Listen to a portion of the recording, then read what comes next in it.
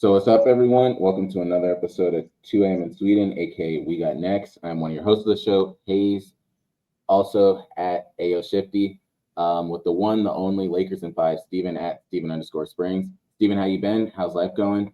How's the world been treating you? Things are good. Mm-hmm. We have the March Madness open house this weekend at my place. We do. Yep. You're still coming through? Of course. All right. Um, Spring sports. Mason has his flag football championship this weekend Okay. on Saturday morning. So that's cool. He had another 3 touchdowns and 6 tackles on Saturday last weekend. Okay. Yeah, the homie's dominating. What? And then I think I mentioned last week I'm coaching his baseball team, so that starts in like It's around the corner. 2 weeks. So that should be something. We'll have tons of stories about that, but Yeah. we got our sales kickoff at the beginning of April, so once that rolls around, definitely have some stories from that because work events always leads to shenanigans of some capacity. All the time. So no matter what company you work for, no matter where. But yeah, man, rolling with the punches, and Yep. here we are. Yeah.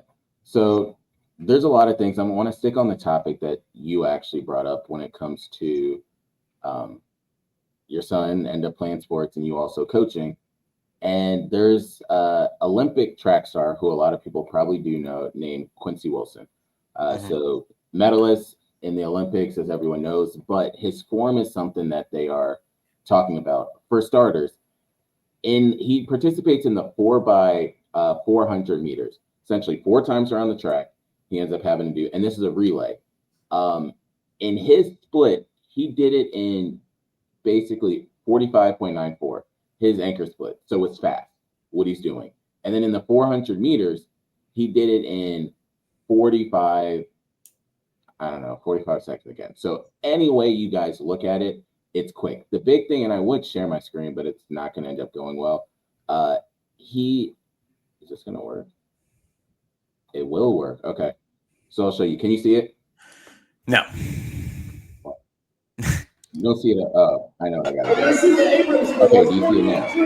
Yes. Yeah. Okay. Right. So this is Quincy Wilson. Pause it. Hit that volume button down now. Turn that volume down on the video. It's loud as shit. Yeah. Okay. You're screaming, bro. So that's how it felt in my ear too. Yeah. Just rewinding it back some. So his splits were 45 seconds basically each time around the track. He's not doing it in 45 seconds.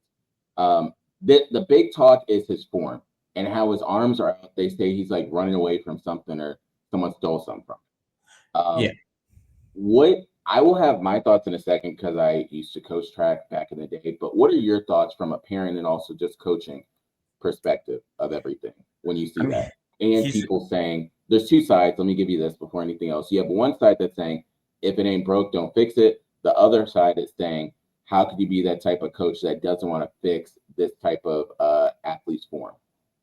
Well, I'm assuming the people who are saying that are not athletes. I'm assuming they don't. Huh? Saying which side? That like, why would you not fix it? Why, like, what kind of coach are you? I think, like whatever works. I mean, it's like baseball. Like pitching motions, like some of them are weird as shit. Hitting motions, weird as shit. But I saw a clip that reminds me of this actually. Pete Rose, one of the greatest hitters of all time, if not the greatest hitter of all time. They asked him if he's in a slump, a hitting slump, how does he go about fixing it? He said, never change your swing because it's what got you there. Like it's what got you to the big leagues. If that's the way Quincy Wilson is running with a baton and he's cooking and he's making good times, like, all right, cool. Like it looks weird because his you always see them like this, like a receiver running around. But if it works, I mean, kid was rolling, kid was moving. How old is he? He was 16 in the summer, so he's about 16, 17. Yeah, and won he's 2 national titles, by the way, yeah, this weekend. and he's like not even remotely close to being at his peak. I guarantee you it's going to change it like a slightly, but it's he's never going to be that guy that changes it to like a normal what we see in track and field. He'll have that, and hopefully he just gets better with it because he's 16. So if it ain't broke, don't fix it. Yeah, like baseball or like golf. Like you can adjust a couple things, but like don't change the fundamentals. Like that's what got you there. Yeah. So I have a couple of different thoughts that I want to bring up, and I'm going to bring up names to kind of use for both sides. The couple of names I'm going to bring up are Alonzo Ball, Sean Marion, LaShawn McCoy, and Cam Newton. So I'm bringing this up. Steven knows exactly why. The first one is Sean Marion. He has one of the ugliest shooting forms in the game, but it's not. This is the thing. It doesn't hinder him from making the shot. It just works for him. So that's something if that's the side of Quincy Wilson, there's no need to fix it. He's fine with it. But if it's Alonzo Ball's side, they need to fix the shit out of that shot. And they did. So then looking at it from the NFL perspective, you had LaShawn McCoy, who always had a fumbling problem in the beginning because he always carried the ball out. But in high school, college, he was so quick, it didn't matter. When he got to the pros, it impacted him. And then on the flip side, you had Cam Newton. They had to fix his throwing motion because the way he was throwing it, he was using so much more of like his body. And it was like, you need to end up making sure you can plan everything and throwing because you're going to mess up your shoulder. So when it comes to Quincy Wilson, I don't necessarily think you need to fix it. He's still beating everyone. Now, if you're going to fix it and he's going to be faster, okay, that's one thing. If you're just fixing it because you don't like the way his arms are and he's not getting faster, there's no point to it at all. So that's kind of my 2 cents. Real quick. You mentioned Sean Marion. Sean Marion was a 4-time All-Star and 2-time All-NBA player and won a title. He had a 21-11 season. Finished top 10 and top 5 in MVP and Defensive Player of the Year voting. He was a career 18-10 guy in Phoenix for all those years. Dog shit for him, but it worked he had a 16-year career. Like, shout out to Sean Marion. Yeah, shout out. So that's kind of the main thing I want to end up talking about on that side of it. The other side, we're going to go into the NBA, and then the rest of the time here on the show is going to be straight tournament. We're going to go through pick by pick and kind of just lay out everything. Paul George. So many thoughts because Jeff T gave his thoughts. I know you have your thoughts. I have mine. They're shutting down Paul George for the rest of the season. But also, anyone pays attention to things that we said, I said that the Sixers had nowhere to go but up because they couldn't end up affording to not make the playoffs. And they're clearly not going to make it at this point. But what are your thoughts on the trade they did? What do you think they should do kind of going forward as well?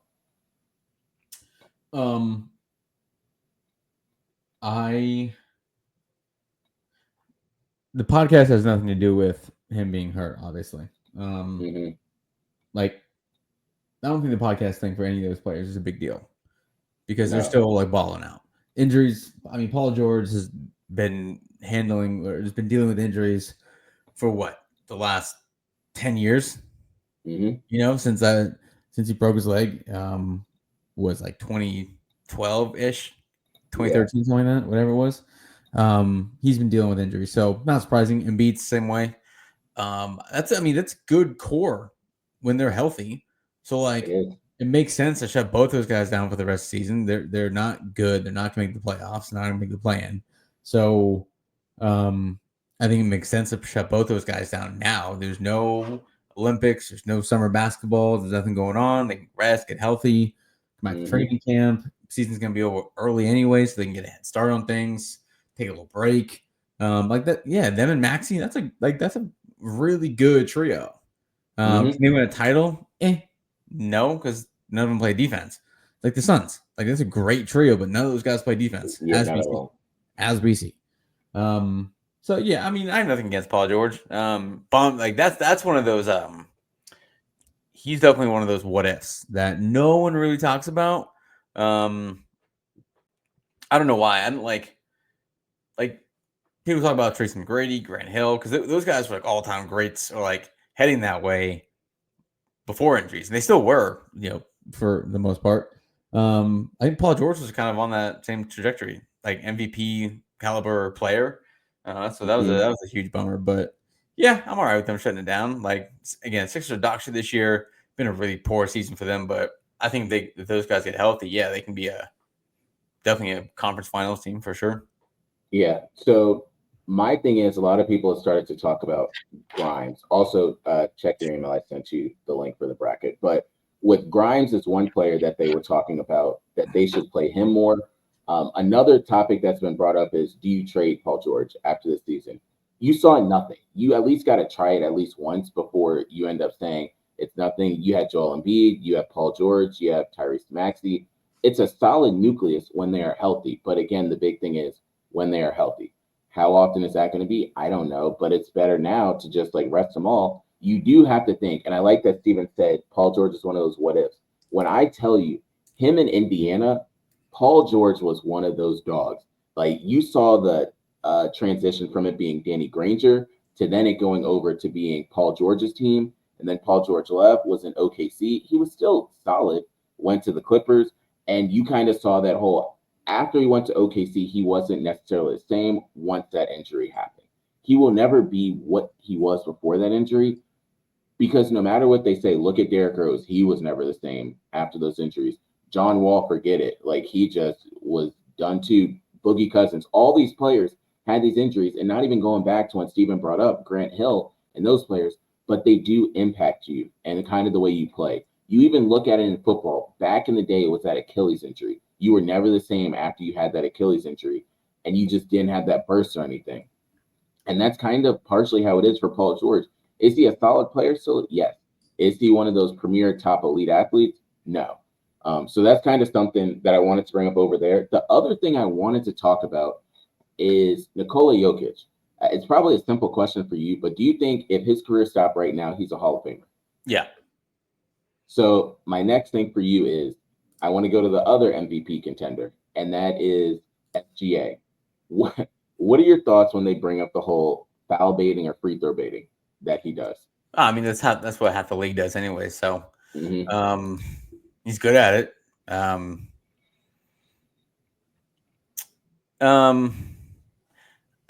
don't know. I don't think it means much. Like he's still getting buckets. It's not like he's relying on the free throws. He's not even shooting that many free throws. Yeah. Compared to like what I think people want to make it seem. They make it seem like he's shooting 20 a game. But yeah, it's annoying because like James Harden did the same shit when he won the MVP. That's what I'm saying. He's the man. All those guys do it. LeBron does it. KD does it. Everyone does it. Like every single player in the league does it. Some guys just do it more. Like, but it doesn't mean that like his offensive game is trash because he has to rely on fouls. Jalen Brunson does it all the time. All the time. Yeah. I hate him. But then like, but then there's guys like Cade Cunningham doesn't really do that. Cade Cunningham goes and gets buckets. Some guys just are bucket getters. But yeah, I mean, he heavily does it. James Harden did it all the time, dude, and it was way worse. No, he's doing every step back three. Yeah, every step back three, he's kicking things out.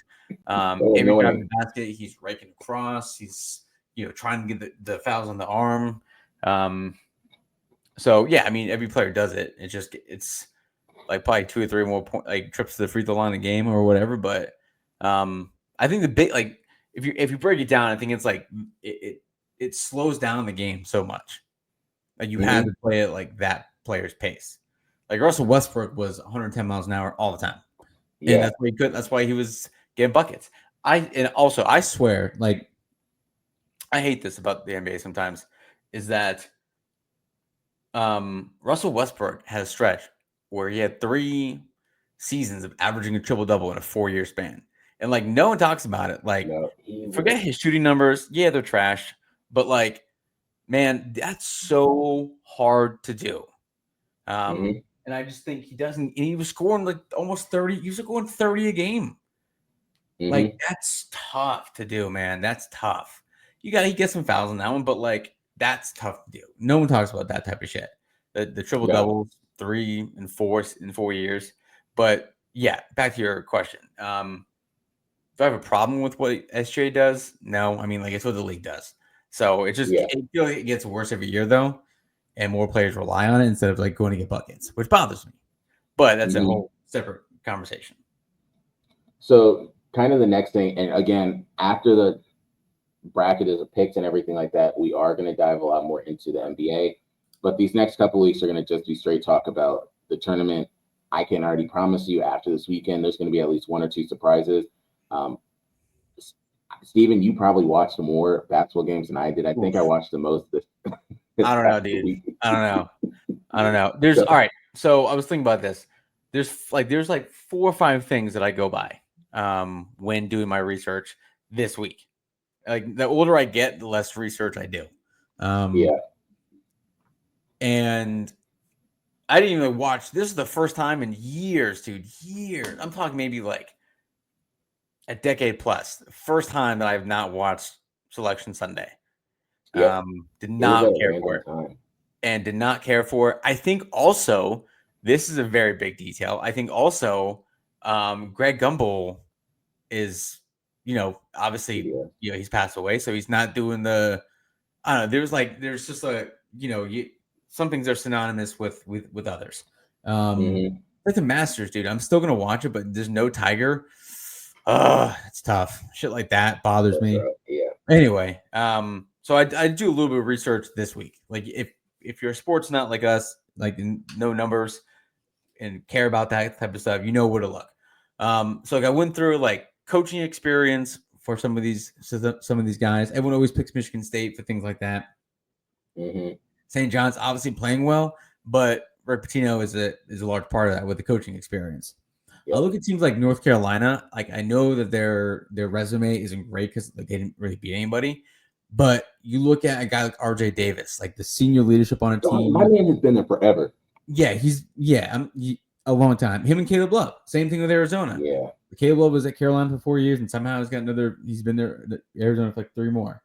All we need is Armando Bacot, and I don't, shout out to Armando Bacot. But you look at a team like Carolina again, like the leadership on that team is big time. Duke, they got. You look at the talent level of a team too, and like how many wins a team has. I think it's not like a misleading stat. Like you look at the teams like that 23, 24, 25, maybe like 26 win range. Like it's tough to win that many games. And like you obviously playing well, you're playing great defense.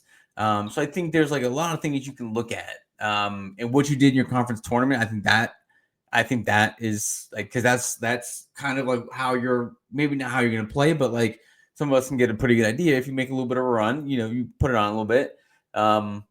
But there's also like random teams like UC San Diego. Like, hey, stranger things have happened, dude. But our kids, the kids filled out a bracket tonight. They have no idea what they're doing. And I tried to explain it to them. Like they were picking like the high numbers. And I'm like, no. Let's hold on, dude. And I was like, and I'm, there was a moment where I got blacked out and I'm like, all right, look. And it was Mason was picking the Maryland Grand Canyon game first round. He's like, oh, Maryland, that's where we live. Like I'm picking them. I was like, hey, dude, GCU is playing pretty good lately, and I just started like rambling for like 30 seconds. And he's just like, what? He's like, I'm picking Maryland. I was like, all right, dude, whatever. Don't listen to anything I just fucking said. Like, whatever. I'm trying to help you. And then we did the same thing with the Kansas game. And he's like, Kansas, Arkansas. And he's like, Kansas. I was like, I don't know, dude. Calipari, Arkansas. Like this little bit. It's not Kentucky. And again, I like said some shit, and he's like, whatever, dude. Like Kansas. Like they got the bird. Like I'm picking the bird. I'm like, all right, dude. I'm trying to help you out, but you're not fucking listening to anything I'm saying right now. So in one ear out the other. Yeah, I think he picked Duke to win because we saw like that was the only team that we saw play the entire season. Like the only game he's ever watched, well, aside from Penn State, but we saw Duke. I forget who they even played, but they won, and he liked Duke, which sucks. I hate Duke. That's so we're not doing that anymore. But I think he picked Duke to beat. I think he picked Duke to beat Lipscomb in the national title game. Yeah. He had Michigan State in the Final Four, but I don't know, whatever. Something about Lipscomb. I don't know. Anyway, sorry. No, so that is honestly really helpful just going through it. The first thing I want to bring up is, do you want to go through all the round of 64 games, or do you want to just do a region? You mean just go through like, yeah, let's just do I see what you mean. Let's do we'll do a region. Okay. South? Or what are you looking at first? Yeah, that's fine. Yeah, that's fine. Okay. So first game, number 1, do you care about the Alabama State, St. Francis, Pennsylvania game? Shout out to St. Francis, dude. That's like half hour for me. St. Francis Red Flash. But no, I don't care. Okay. So who do you have in the 116 over there? Auburn. So I have Auburn as well. Louisville versus Creighton. Creighton. Again, experience matters. Okay. So I'm going Creighton as well. It's going to change super soon. Next one, Michigan versus UC San Diego. 5-12 matchup is always a tricky one. You can always pick, I don't know why. That doesn't make any sense. I tried to explain that to Mason as well. He had no idea what I was talking about. He's like, that doesn't make any sense. I'm like, I know. You're telling me. You're telling me, kid. I'm gonna go Michigan. Go blue. So I'm going UC San Diego in that one. Another thing I think everyone should know, because this is how I'm gonna pick. They said since 1997, 100% of the champions have been from east of the line that goes down North Dakota and like the middle of Texas. And then people had to like microscope in to kind of see how that is. And just mind you that Waco, Texas is to the east of that line as well. The last one that won on the West Coast since 97 was Arizona. So just for anyone out there. So that's something else. But Texas A&M against Yale. I'm not sure how to, I don't know. Yale. I'm going to go Yale. So I'm going A&M in that one. Ole Miss against the San Diego State UNC game. I'm picking Carolina. I told you. Like, I told you. Like, Ole Miss, yeah, great team, but like, it's like in the NFL. It's like the postseason experience, like in the NBA, the postseason, it's different. Like when you got the guys who have been there, I think it matters. Do I really believe in that? No, I'm just like Carolina homer, so I'm picking the Tar Heels.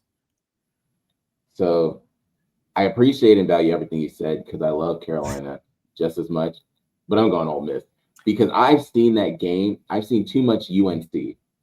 Hey, for this Carolina team, the ceiling is the roof. Yeah, you're right. The ceiling could be 2 feet or it can be forever. Your boys' team against Iowa State. Iowa State. Screw whatever Mason said. I'm going Iowa State. Marquette against New Mexico. I'm gonna go Marquette. Shout out to D Wade. I'm as much as I love Shaka, I'm randomly picking New Mexico in this one. Michigan State against Bryant. Michigan State's lost as a 2 seed before to a 15 seed. I don't see it happening this year. I'm gonna go with Sparty. So I'm going Michigan State as well. We'll just stay there. So Michigan State, the next game. Who do you have in round of 32 in that one? I got Michigan State beating Marquette. Shout out to Tom Izzo. Shout out. So I have Michigan State beating New Mexico. Next one, the winners of the UNC Iowa. Let's become state one. I got Iowa State beating North Carolina. Okay. I have Iowa State actually beating Ole Miss. Next one, the winner of the Michigan, UC San Diego, and then A&M Yale. I got Michigan beating Yale. Okay. I have A&M beating UC San Diego. Next one, Auburn Creighton. I got Auburn, but I think I would not be surprised if Creighton won that game. Agreed. Auburn's been very shaky to end the season, but you don't like that. You don't like that heading into the tournament, and they didn't look good in the SEC tournament. But they also have one of the best players in the country. So, and Bruce Pearl is Bruce Pearl. So we know he has experience. So they have a good team, but I wouldn't be surprised if Creighton won that game. Okay. So I have Auburn in that one, and then that puts us at the Sweet 16. Mm-hmm. So in this, who do you have essentially basically going to the Elite Eight? I got Auburn beating Michigan going to the Elite Eight, and then I got Michigan State beating Iowa State off to the Elite Eight.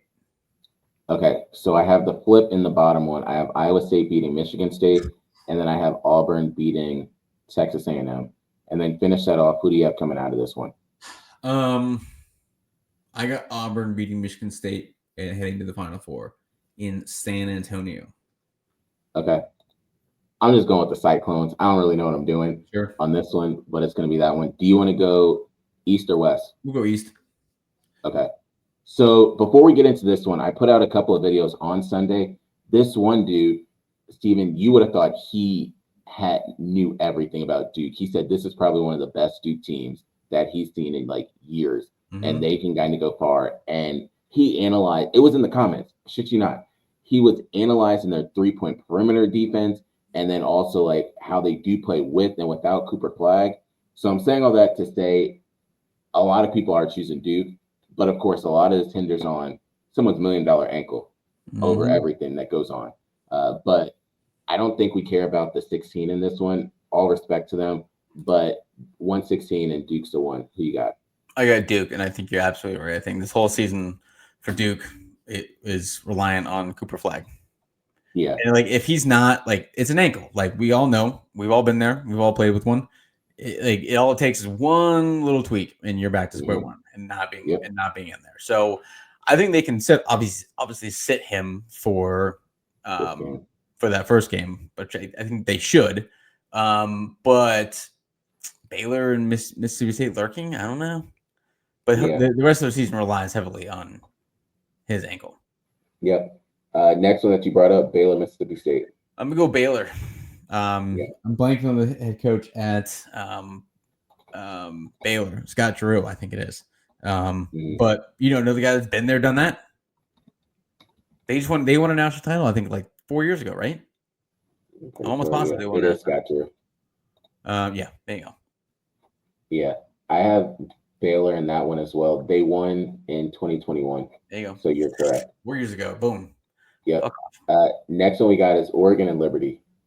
I'm going to go with the 12-5 upset. I'm picking Liberty.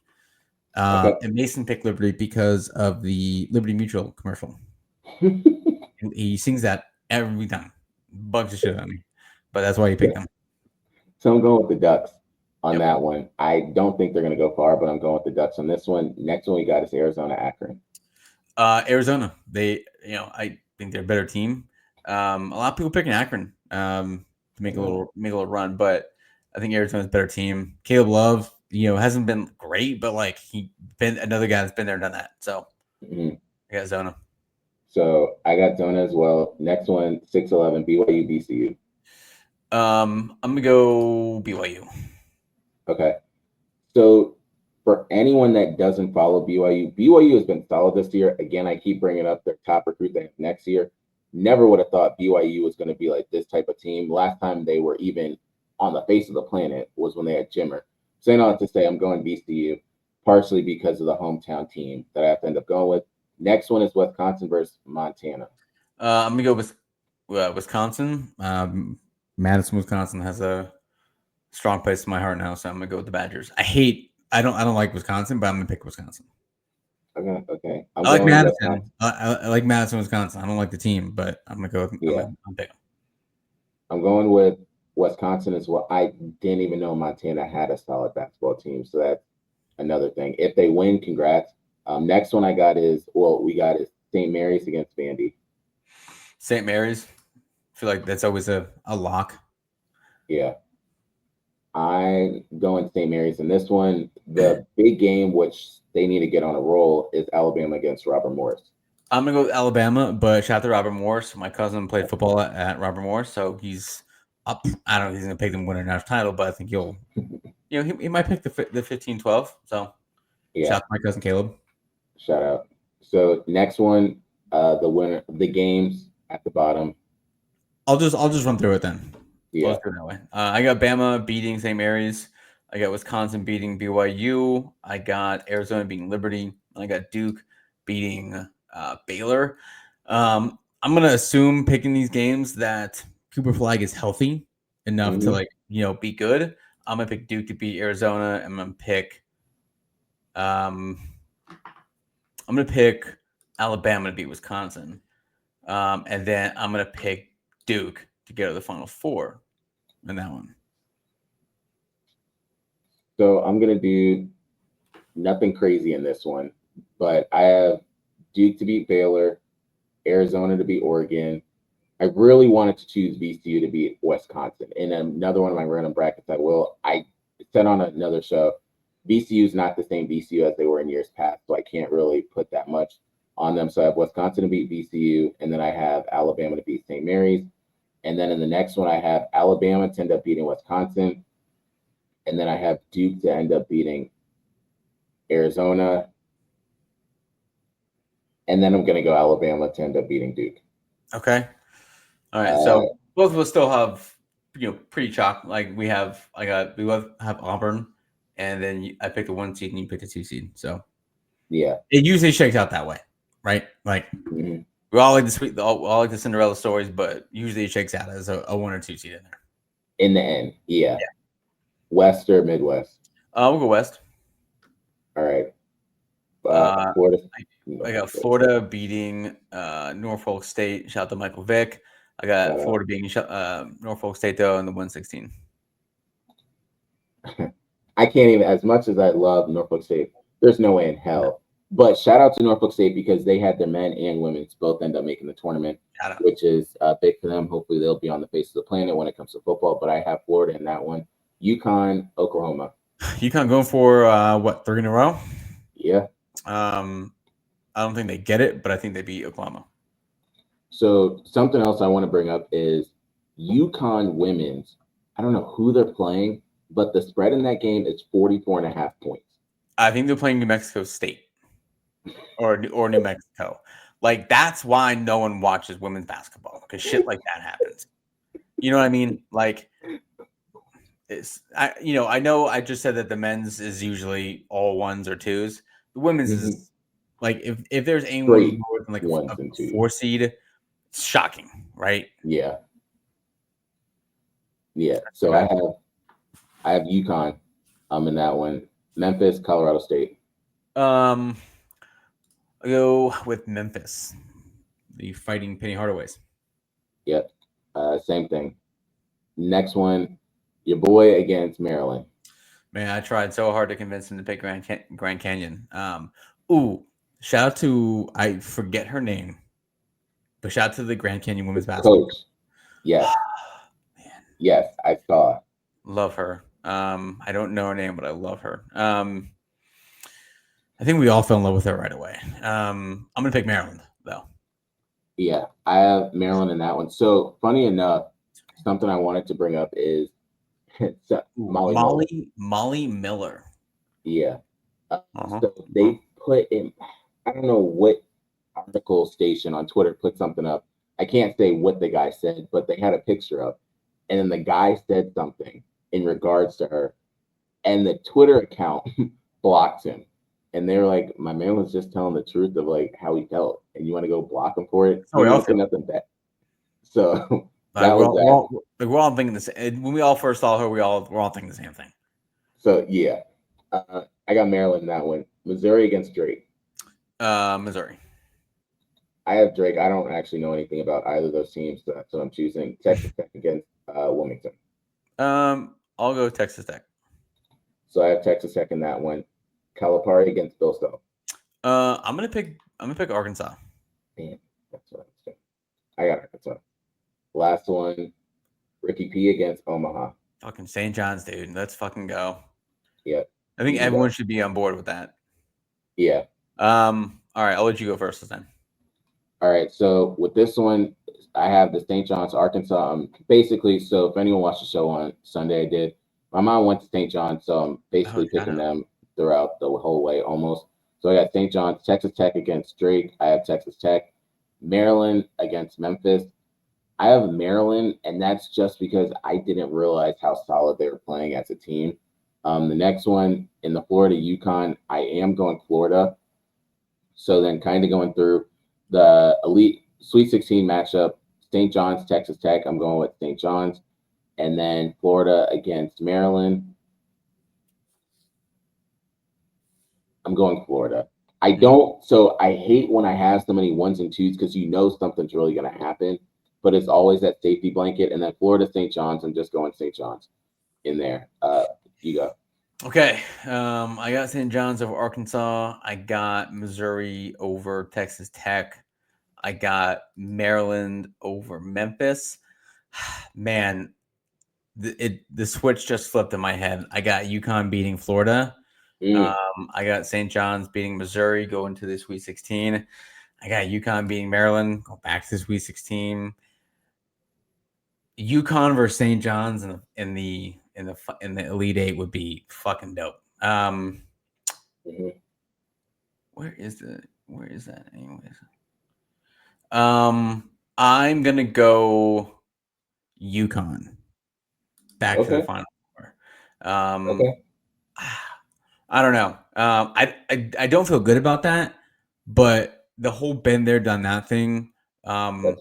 To do it 3 years in a row. Like last team that won 2 was I think Florida.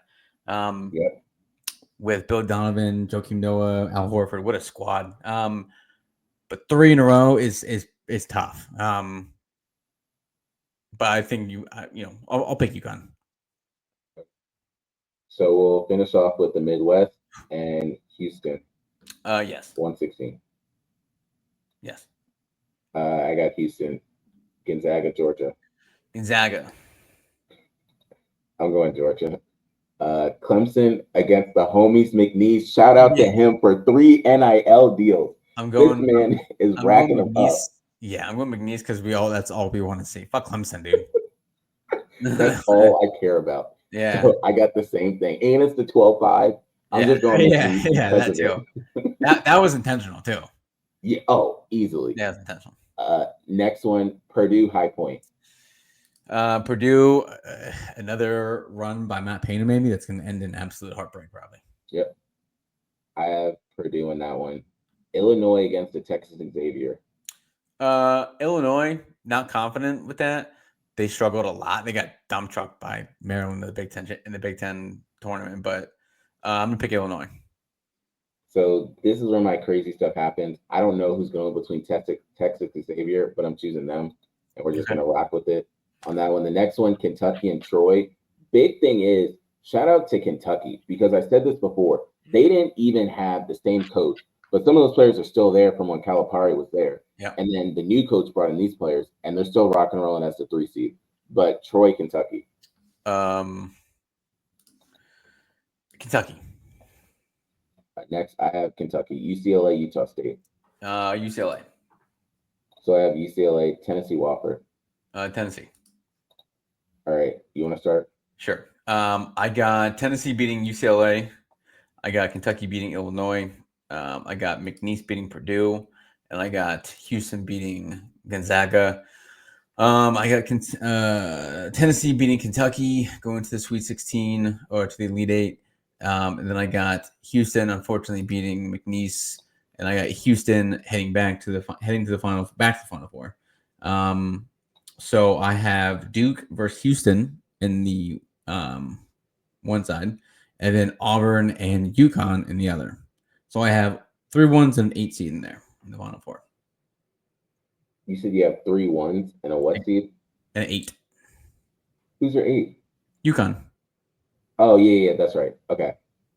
So going with mine, so the Tennessee-UCLA game, I have UCLA beating Tennessee. And I just throw random things out there. Kentucky against the Texas Xavier, I have Kentucky. Purdue against McNeese, as much as I want to keep picking them to win, I think it's going to end Purdue. Houston, Georgia, as much as I've donated money to Georgia, I'm still going Houston. And then the next one, Houston, Purdue. I'm going Houston. I don't know, one of these years, Stephen, they have to win one of these. I don't know when it's going to be, but they've gotten this far. Number 1 seed year over year. So I'm going Houston, and then UCLA, Kentucky, I'm going Kentucky. Then Houston against Kentucky, I'm going Houston.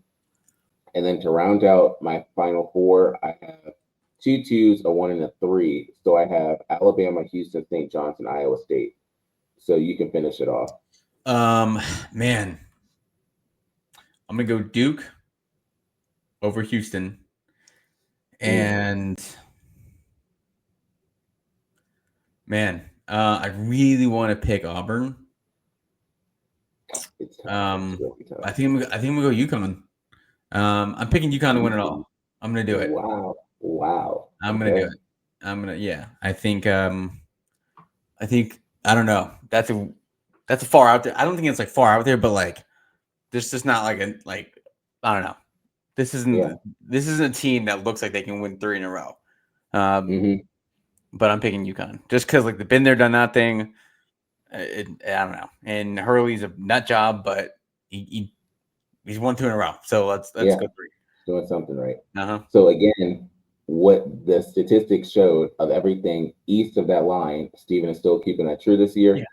Yeah. Houston, Alabama, I'm going Houston. St. John's, Iowa State, I'm going St. John's. Although it's not going to happen, I'm going Houston this year. And I'm only going Houston because of the fact I said that one of these years they're going to do it. Is it going to be this year? Who the hell if I know? But that's what we're locking in for this year. Okay. Finishing it off, what you got?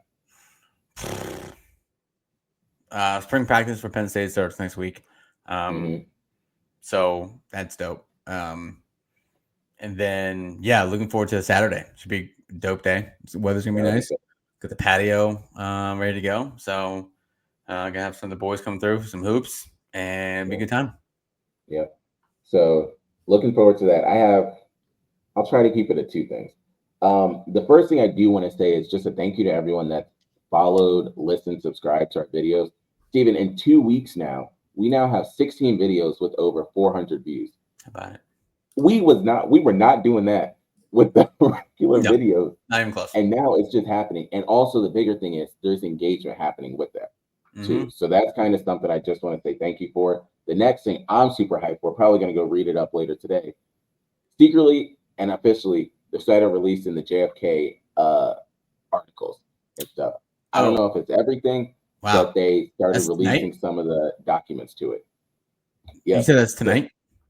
No, they started doing it already. Before we got I got to go. All right. Oh, boy.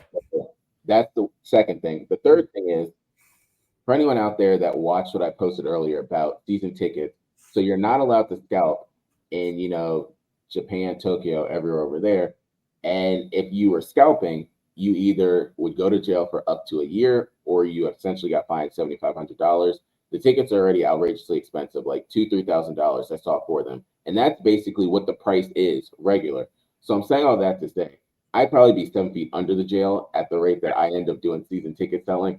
That's the first thing. The second thing is, speaking of season ticket stuff, so as everyone knows what happened with the Lions, can't do them. So I took another vertical with it, and I started going more into college football. Oh boy. So unfortunately in college football, you have to make huge donations to these organizations.